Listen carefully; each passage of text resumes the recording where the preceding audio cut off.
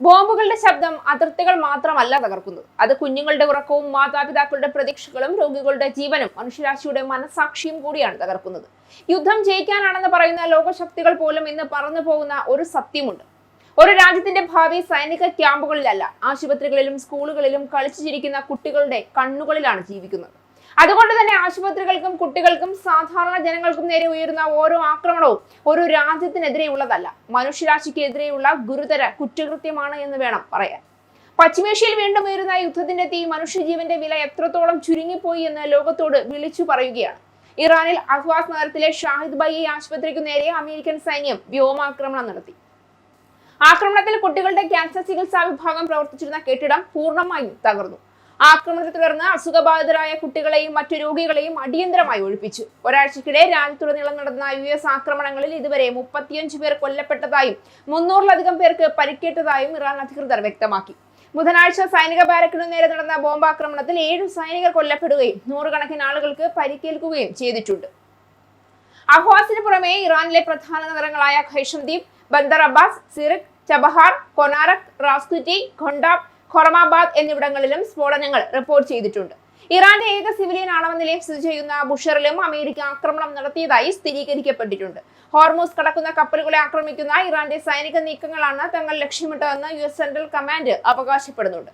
അതേസമയം അമേരിക്കയുടെ അത്യാധുനിക MQ-9 ഡ്രോണുകൾ ഇറാൻ ആന്റിമേഷ്ക് നഗരത്തിന് മുകളിൽ വെച്ച് വെടിവെച്ചിട്ടതായി ഇസ്ലാമിക് റവല്യൂഷണറി ഗാർഡ് കോർപ്സ് അവകാശപ്പെട്ടു.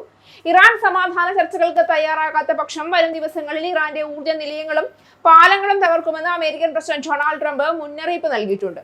യുദ്ധത്തിൽ വിജയികൾ ഉണ്ടാകാം, എന്നാൽ ആശുപത്രി കിടക്കയിൽ കിടക്കുന്ന രോഗികൾക്കും ചികിത്സയ്ക്കായി എത്തിയ കുട്ടികൾക്കും ഒരിക്കലും ശത്രുക്കളാകാൻ കഴിയില്ല. അവർക്ക് മതമില്ല, രാഷ്ട്രീയമില്ല, അതിർത്തികളില്ല, ജീവൻ മാത്രമാണ് പ്രധാനം. ആ ജീവനെ പോലും ബോംബുകളുടെ നിഴലിൽ നിർത്തുന്ന ഏത് നടപടിയും ന്യായീകരിക്കാനാവില്ല.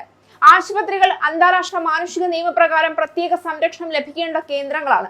അവിടെയുള്ളവർ ആയുധമെടുത്ത് യുദ്ധം ചെയ്യുന്നവരല്ല, ജീവൻ നിലനിർത്താൻ പോരാടുന്നവരാണ്. അത്തരം സ്ഥലങ്ങൾക്ക് പോലും ആക്രമണങ്ങൾ ഉണ്ടാകുമ്പോൾ ഭയം മാത്രമല്ല, മനുഷ്യ സംസ്കാരത്തിന്റെ മൂല്യങ്ങളാണ് തകർന്നു വീഴുന്നത്. ഏത് രാജ്യമായാലും ദേശീയ സുരക്ഷ ഉറപ്പാക്കാനുള്ള അവകാശമുണ്ട്. എന്നാൽ ആ അവകാശം നിരപരാധികളുടെ ജീവനേക്കാൾ വലുതല്ല. യുദ്ധം സൈനികനെ ലക്ഷ്യമിടേണ്ടതാണ്, ചികിത്സയ്ക്കായി കാത്തിരിക്കുന്ന രോഗികളെയോ ഭാവിയുടെ പ്രതീകമായ കുട്ടികളെയോ അല്ല. കുട്ടികളുടെ കണ്ണീർ ഒരിക്കലും ഒരു രാജ്യത്തിന്റെ വിജയമായി ചരിത്രം രേഖപ്പെടുത്തിയ ചരിത്രമില്ല. ലോകം എന്ന് ചോദിക്കേണ്ട ഏറ്റവും വലിയ ചോദ്യം ഇതാണ്: യുദ്ധം അവസാനിക്കുന്നത് എപ്പോഴാണ് എന്നതല്ല, മനുഷ്യത്വം അവസാനിക്കുന്നത് എപ്പോഴാണ് എന്ന്. ഓരോ ആക്രമണത്തിനും ശേഷം അവശിഷ്ടങ്ങൾക്കിടയിൽ നിന്ന് പുറത്തു വരുന്ന ഒരു കുഞ്ഞിന്റെ കരച്ചിൽ, ഒരു അമ്മയുടെ നിലവിളി, ഒരു രോഗിയുടെ ഭയം, ഇവയെല്ലാം മനുഷ്യ മനസാക്ഷിക്കെതിരെയുള്ള കുറ്റപത്രങ്ങളാണ്. കുട്ടികൾക്ക് പുസ്തകങ്ങളാണ് കൈമാറേണ്ടത്, ബോംബുകളുടെ ശബ്ദമല്ല. അവർക്ക് ആശുപത്രികളിൽ ചികിത്സയാണ് ലഭിക്കേണ്ടത്, സ്ഫോടനങ്ങളുടെ ഭീതിയല്ല. ലോകം യഥാർത്ഥ സമാധാനം ആഗ്രഹിക്കുന്നുവെങ്കിൽ ആദ്യം സംരക്ഷിക്കപ്പെടേണ്ടത് അതിർത്തികളെയല്ല, കുട്ടികളുടെ ജീവനെയും സാധാരണ മനുഷ്യരുടെ സുരക്ഷയെയുമാണ്. കാരണം യുദ്ധം അവസാനിച്ചാലും കുട്ടികളുടെ മനസ്സിൽ പതിഞ്ഞ ഭയത്തിന്റെ മുറിവുകൾ തലമുറകളോളം മായാതെ നിലനിൽക്കും.